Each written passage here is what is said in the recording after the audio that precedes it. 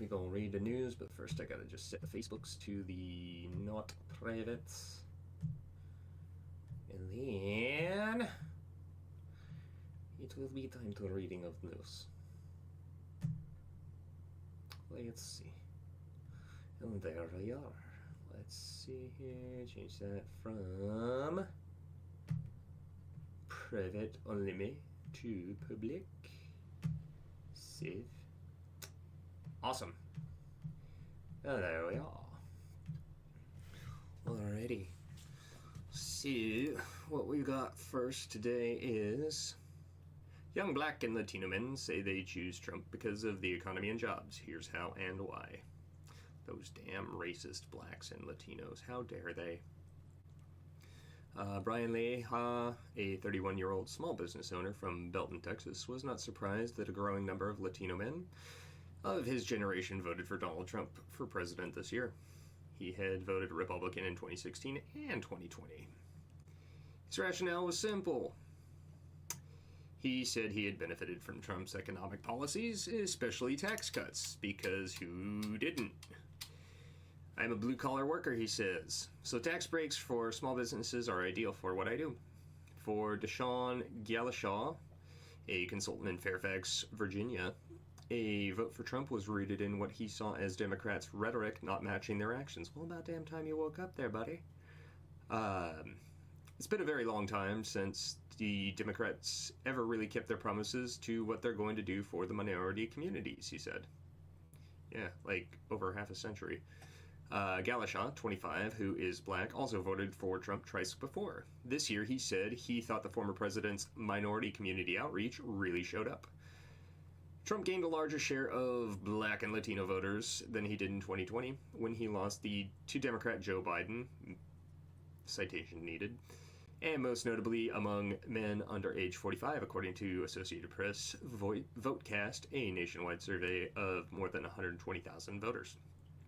Even as Democrat Kamala the Wine Mom Harris won majorities of Black and Latino voters, it wasn't enough to give the vice president the White House because of the gains Trump made. Economy and jobs made men under age 45, hey, that's me, more open to Trump. Voters overall cited the economy and jobs as the most important issue in the country faced. Yeah, I filled that out on like 30 different fucking surveys, dear God. That was true for Black and Hispanic voters as well. About 3 in 10, or 30%, of Black men under age 45 went for Trump, roughly double the share he got in 2020. Young Latinos, particularly young Latino men, also were more open to Trump than in 2020. Roughly half of young Latino men voted for Harris, compared with about 6 in 10 who went for Biden, so down 10%. Juan Perano, CEO of LULAC, the nation's largest and oldest civil rights organization for Hispanic Americans, said the election results make it clear that Trump's messaging on the economy resonated with Latinos. I think it's important to say that Latinos have a significant impact in deciding who the next president... Sorry. Damn it, that came out, like, naturally. I think it's important to say that Latinos have a significant impact in deciding who the next president was going to be and re-elected Donald Trump, Porano said. Latino men certainly responded to a populist message of the president and focused primarily on economic issues, wages, inflation, and even supporting immigration reform. And see, there it is. Like, that right there is why, I mean, aside from the fact that her entire platform was, I have a vagina, vote for me, that right there is why Kamala lost. She was going against a populist when she is the establishment state.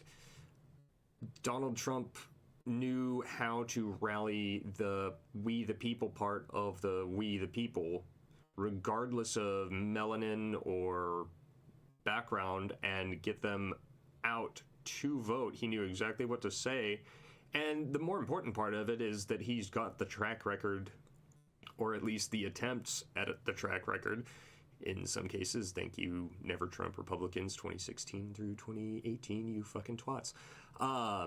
To kind of back it up, I mean, when you look at jobs under Trump, inflation under Trump, wages under Trump, and immigration under Trump, I mean, all of it is jobs up, inflation down, wages up, immigration, legal was great. Illegal, not non-existent, but I mean, I've lived in border states my entire life. It was night and fucking day. And given the fact that, you know, minority populations tend to be less socioeconomically privileged than white folks like myself, it would be the people flitting across the border without any concept or respect for this country's laws that would predominantly disadvantage those folks. They'd fill the lower positions, the entry level, the easier to do stuff, and because they're selling their labor at a cheaper rate or sometimes below market value, of course they're going to get the jobs. That is how supply and demand works. Anyway, the Reverend Derek Harris, a minister who has served Abyssinian Baptist Church in New York, has overseen outreach to Black American religious communities for more than a decade.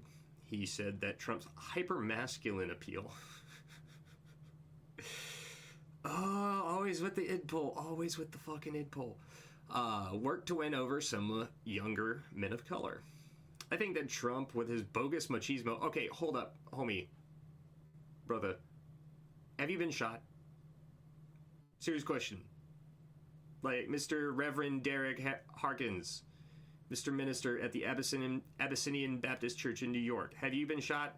Because I don't think you get to say bogus machismo for the dude who took a fucking bullet for this country. I don't think you get to say bogus machismo when it comes to... You don't get grab him by the pussy and bogus machismo. It's one or the other. Pick one. Bogus machismo has been effective amongst the young men, Black, white, Hispanic, Harkins said. And I think, unfortunately, even if it's a very small percentage, you know, when you're talking about an election like we just had, it can be very impactful. It wasn't just a small percentage. That's why you lost. Don't care about none of that shit right there. We're gonna just skip down to the next portion. Scroll why you know worky. Black and Latino voters' priorities changed from 2020. Well, about 4 in 10 young voters under 45 across racial and ethnic groups identified that the economy is the top issue facing the country. Older white and Latino voters were likely to also cite immigration, with about a quarter of each saying that it was the top issue. A clear majority of young Black voters described the economy as not so good or poor, which they would know poor, compared with about half of older Black voters. Majorities of Latino voters, regardless of age, said that the economy is in bad shape. No shit. That belief made it more difficult for Harris to highlight the actual numbers. The actual numbers? You mean the lies? The job numbers that kept getting revised down every time you'd read them? The stock market that, well, you know, your big corporate lobbyist buddies are making all of their profits. Everything else is just fucking flat. Like, get fucked. Which show inflation has receded dramatically. It's still not below where it was before COVID. Unemployment remains low. Bullshit. And wages have risen. Not with inflation. These voters simply did not feel that progress because it didn't exist. It's entirely fictional. It's entirely theoretical, just like everything that these fucking twat waffles push out at us. This is the first time Alexis Kanga? Ow. Why you hit keyboard and make last name? A 20-year-old college student from Brownsville, Texas, voted in a presidential election. The economy and immigration are the issues that drove him to vote for Trump, he said. Everything just got a lot more expensive than it once was for me. Gas, grocery shopping, even as a college student, everything has gone up in price, and that is a big concern for me and other issues like immigration. Having grown up selling tamales and used cars, washing cars, Uscagna knows how hard it can be to make a living. When Trump was president, he said it did not feel that way. He said it did not feel that way, he said. AP, come on. That is unfucking acceptable right there, yo. Under the Trump presidency, oh goddamn it, where'd it go? Under the Trump presidency, more opportunities were abound. I was not very fond of President Trump because of his rhetoric in 2016, but I look aside from that and how we were living in 2018, 2019, I just felt that we lived a good life, no matter what the media was saying, and that's why I started supporting him after that. Actions, not words. Take notes, Democrats. You fucking twats. Through the shift of votes to Trump from Black and Latino men was impactful. Trump could not have won without the support of a majority of white voters. Men of color are really beginning to emerge as the new swing voters, said Terrence Woodbury, co-founder of HIT Strategies, a polling and research firm that conducted studies for the Harris campaign. Oof. Note to self, do not hire HIT Strategies. For a long time, we talked about suburban women and soccer moms who can swing the outcome of elections. Now, men of color are really beginning to emerge as that, especially younger men of color, who are less ideological and less tied to a single party and more likely to swing between either parties or in and out of the electorate. Hey, like me, like I've been the whole time, and like most rational, sane people tend to be. Majority of voters nationally said Trump was a strong leader. Slightly fewer than half said the same of Harris, which she led. Among Hispanic voters, even more saw Trump as a strong in this election. Roughly 6 in 10 Hispanic men described Trump as a strong leader, compared with 43 who said that in 2020. About half of Hispanic women said Trump was a strong leader, up from 37. Nice. Black men and women were about twice as likely as in 2020 to describe Trump as a strong leader. David Means, a purchasing manager in Atlanta who is black, abstained from voting in this election because he did not feel that either Harris or Trump were making the right appeals to black men. I wonder what those appeals would have been. But the results of the election did not disappoint him. Satisfied with the result, I don't feel slighted. I wasn't let down. I wasn't pulling for Trump or Kamala, but I did not want a woman in that position, he said. And if it were to be a woman, I'd rather have a really strong and smart woman, for example, like Judge Judy, based. Figueroa reported from Austin, Texas, blah, blah, blah. Mr. Homie person, dude. Wow, 3 people, and you still let this right here, where'd it go? You still let that go. 3 people, you let that go through. For shame, Associated Press, for shame. Next.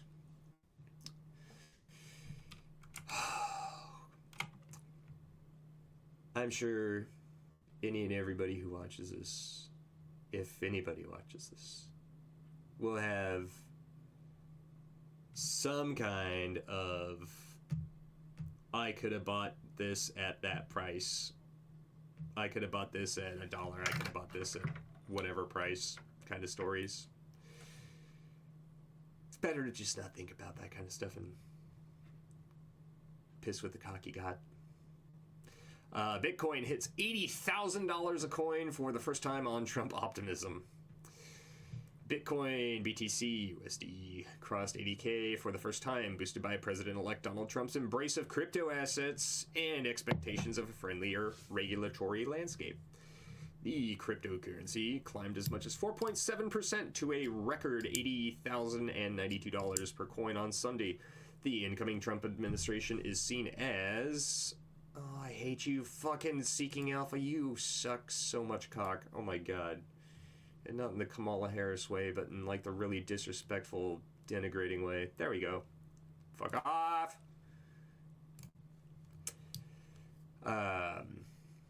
Which investors will hope will translate to a more regulatory clarity in the U.S. Trump, who once criticized digital assets, has promised to turn the U.S. into the crypto capital of the planet and the Bitcoin superpower of the world.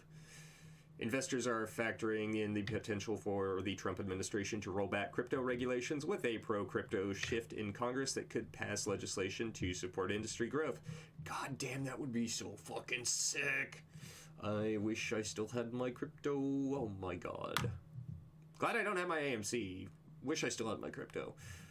Trump said he will fire SEC Chair Gary Gensler. Dear God, please. I know you can't actually wait, can he?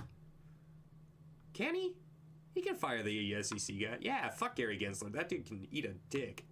That dude can eat a whole bag of dicks. For what he let happen, like all the fucking shorting and all that. Fuck you, Gary Gensler. And also, fuck you, Nancy Pelosi. All of them. Just fuck them with cactus. And hire regulators who support crypto. He also promised to hold Bitcoin in a strategic national stockpile. Not financial advice, but I would take that to be a very strong signal to buy. Given this shift in sentiment, we expect to see comprehensive crypto legislation passed in the coming quarters, and believe regulatory clarity will result in further mainstream crypto adoption, said investment firm Piper Sandler. Bitcoin has rallied to nearly 80% year-to-date, outperforming S&P and gold. Bitcoin ETFs have been the dominant drivers of Bitcoin returns, with spot crypto ETFs seeing more than some of their strongest inflows since their initiation earlier this year. God, and I haven't even logged into Webull in fucking forever. According to analysts at Citi, through November 7th, Bitcoin ETFs have received $25.5 billion in net inflows, while Ethereum ETFs have seen $420 million of net outflows. Net inflows for Bitcoin and Ethereum ETFs in the 2 days post-election were $2.01 billion and $132 million, respectively. Jesus. Here's some crypto-focused ETFs that investors can track. HODL. Blockchain ETFs. And just disclaimer, I am not a financial advisor. I am a college dropout who got lucky on AMC. Anybody who listens to me for anything other than entertainment or to make fun of me is a fucking fool and deserves to lose all their money. Next story. A new iOS 18 security feature makes it harder for police to unlock iPhones. Good.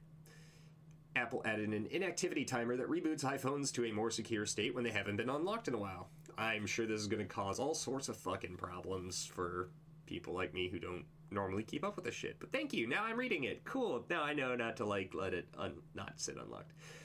It's apparently a new iOS 18 security feature that reboots iPhones that haven't been unlocked in a few days. Oh, a few days. Cool. Frustrating police by making it harder to break into suspects' iPhones. Well, you know, it's called the Fourth Amendment, and you shouldn't be doing that anyway, you fucking assholes. 404 Media, which first reported police warnings about reboots on Thursday, writes that restarted iPhones that are more secure before first unlock, or BFU, state. Now it seems Apple added an inactivity reboot code in iOS 18.1 that triggers iPhones to restart after they've been locked for 4 days. Chris Wade, who founded mobile analysis company Corellium, told the outlet. The code appears below in screenshots posted by Dr. Jiska Clenson, a Hasso-Plattner Institute research group leader. I'm just going to skip the element. Both iOS and Android devices enter this BFU state when they're restarted, requiring you to enter your password or PIN to unlock your phone, limiting what sort of data forensics experts can extract, according to a blog post from Dakota State University's Digital Forensics Lab. Apple didn't immediately respond to The Verge request for comment. The company has steadily made iPhones harder to compromise over the years, putting it at odds with law enforcement and raising the specter of government regulations requiring encryption backdoors. Swear to God, get fucked. You do not have the right for that. It's bad enough that companies can just willy-nilly give out your data without any consent, without any requirement for legal due process to be had. They should be under the same they should be under subpoena requirement. They should be under Fourth Amendment grounds requirement for everybody's privacy. It just because you've made a contract with them and they like the point of the Constitution was not so these businesses could collect your data and then give it to the police or the state or whoever as a workaround. The Constitution is being set up the way that it is aimed to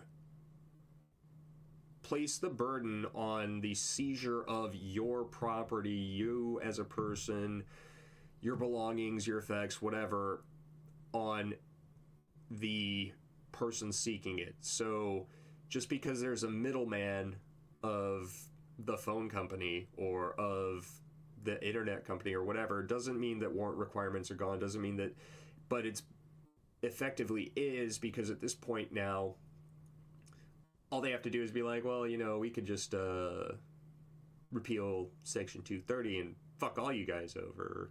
We could, you know, we know you're trying out that new 6G, and it would be a shame if one of our studies were to find that it would interfere with some, I don't know, endangered dust mite that only lives in the air and regulate you for that. So props to Apple. One of the few good things that they do is give the cops the finger, because fuck authority, fuck the boot. But not enough. Everybody needs to be on Apple's level for this at a bare minimum. Next story. Can't talk. AP race call. That's sus. Donald Trump wins Arizona. Hooray! And yeah, it's just a simple Donald Trump won AZ. Where is my story? Why you no load? Gotta love all these broken ass websites running all these fucking scripts. Oh, it really is just that simple. Okay. No actual story there. Donald Trump wins Arizona. We already knew this. Water is wet, and more at 11.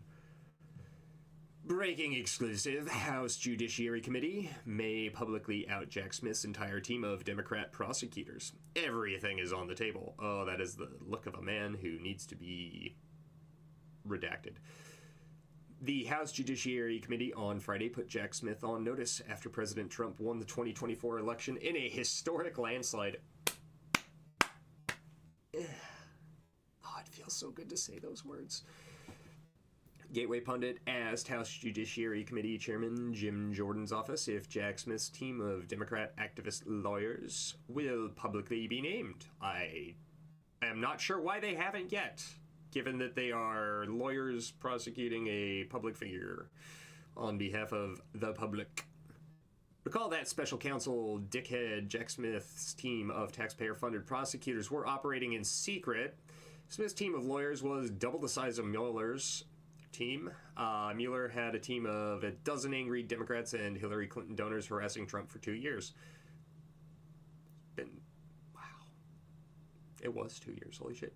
Jack Smith, who is tied closely to the Obamas, had more than 20 lawyers trying to jail President Trump during the 2024 election, and they failed. Good day, sir. Conservative watchdog group Judicial Watch filed a FOIA lawsuit against the DOJ for records disclosing the names of Jack Smith's team of lawyers and staffers, as should have been public to begin with. The fact that you, the taxpayer, I, the would-be taxpayer if I had a real job, pay these fuckwits salary and we don't even get to know who they are is disgusting. And I mean, just straight up horrifically evil. The Biden DOJ asked a federal court to keep secret the names of Jack Smith's prosecutors. Same fucking thing at this point. Why would that be? Why should those be kept secret?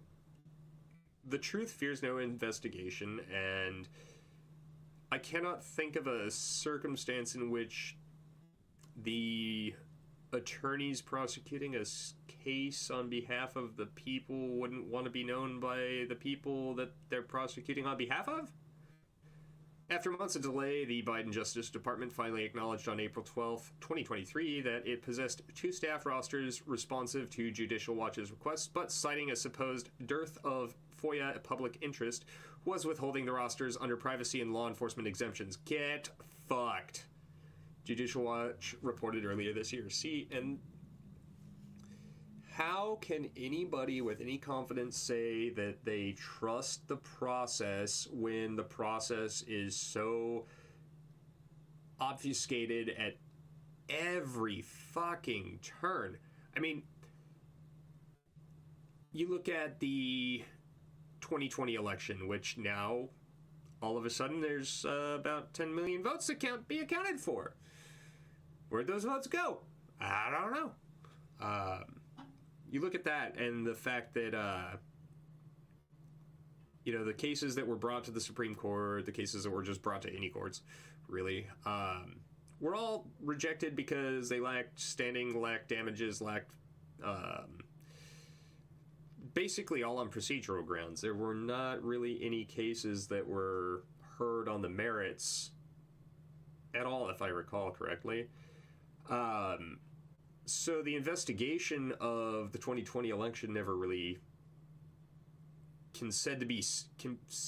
nobody can really say that it's settled because it's not been heard. And similarly with this, they're throwing up roadblock after roadblock to bar the people from knowing the names of the lawyers that they've hired to represent them. Which, if this is such a virtuous case, if the special counsel Jack Smith's case against Donald Trump for these supposed horrific crimes against the people, if these are so virtuous and so soaked in, evil from the Cheeto-stained orange Hitler man, you'd think they'd want to be celebrated as heroes and that they'd be, climbing over themselves to release the names of these lawyers and staffers. But, I'm just a fucking college dropout living in his mom's garage. I don't know what the fuck I'm talking about, right? Only a few of Jack Smith's prosecutors were known to the public. Last December, Jack Smith quietly added Michael Dreeben, one of Mueller's angry Democrat lawyers. I like the way that they phrase that. That's beautiful. Who targeted Trump years ago with the Russia collusion hoax, which was just... yeah. Can you eat quieter, please, sir? Why do you have to do this in the news? I'm a very important person, and you are interrupting me, sir. Sir! Fucking cat. The rest of Jack Smith's team, which cost the taxpayers more than $50 million for 2 years, operated in secret until now. When asked if Jack Smith's lawyers will be outed, a House Judiciary spokesperson told the Gateway Pundit, everything is on the table, including... You know what, I'm not going to say that. When asked if Jack Smith's lawyer... read that part. Everything is on the table and as to what comes next, but we won't leave a single stone unturned, a Judiciary Committee spokesperson exclusively told the Gateway Pundit. Preserve your records, the House Judiciary Committee told Jack Smith on Friday in a letter. With President Trump's decisive victory this week, we are concerned that the Office of Special Counsel may attempt to purge relevant records, communications, and documents responsive to our numerous requests for information. Gee, just like somebody bleach-bitting their email server that was right beside them every time they'd take a shit or touch themselves inappropriately. The Office of Special Counsel is not immune from transparency of above accountability for its actions. Bravo. The House Judiciary Committee said to Jack Smith. Jack Smith has until November 22nd, 2024 to produce the entirety of the requested material. Oh my god, I wonder how many pages it's going to be. That's 14 days, 2 weeks. No, 12 days. 1 week and 5 days. So what is that, Friday? It's going to be a Friday. Yep, that's next Friday. Beautiful. The American people have the right to know the names of every single person involved in Jack Smith's bullshit inquisition. Hallelujah. Get 'em, boys. And finally, we have space stuff because I'm a fucking nerd. Got a large solar flare off of the incoming sunspot group there on the eastern limb, or western limb. Produced, looks like an M9.4 solar flare, shortwave radio blackout, which we should be able to see. I don't have it up there yet. Still more aurorae from the last CME we went through. There's our current auroral oval. Unsettled KP index, so might get some geomagnetic activity. If we look at our star, big plasma filament south of that, sunspot spewing, or flare spewing sunspot group. Another prominence right there. Big old corona hole to the north. And if we look at a little more in depth, there's our endless spiral from NASA. No CMEs currently. Goes X-ray flux. There's our big oh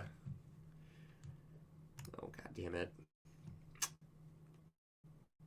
It's kind of what's shitty about not running scripts on pages is sometimes nothing loads right. I'll figure it out eventually if I can stop being a boomer for 5 minutes. I suppose I could try to, oh god damn it, that's not making it any better. But there's our M9.4, almost breaking into X territory. KP index climbing with it as well. And if we just look at our nearest star, oh, isn't that beautiful? Look at her go, and then you'll see the flare on the limb right there, crackling and popping. And that mofo is getting ready to go.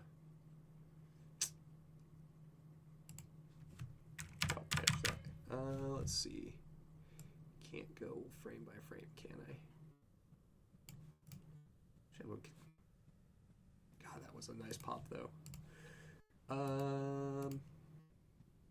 Then get them all animated at once. Actually, this is probably going to be the best one to see it on. Let's try to slow it down a bit. There's that sunspot group that popped off the flare right there. Beautiful, beautiful ball of hydrogen, helium, gravity. How does it work? And then boom, there's our flare. And then boom, there she is again. Beautiful. Beautiful. Just a little eye candy, and then there's our radio blackout over the South Atlantic currently. Current auroral oval. Looks like Norway is probably getting some pretty cool sky show. What do we got there? Proton density. What's this one? I don't think I've seen this this loop here. But anyway, that would be the news for, what is today? Sunday, November 11th, year of our Lord, 2024. It's been real, it's been fun. I'm done. Deuces, y'all.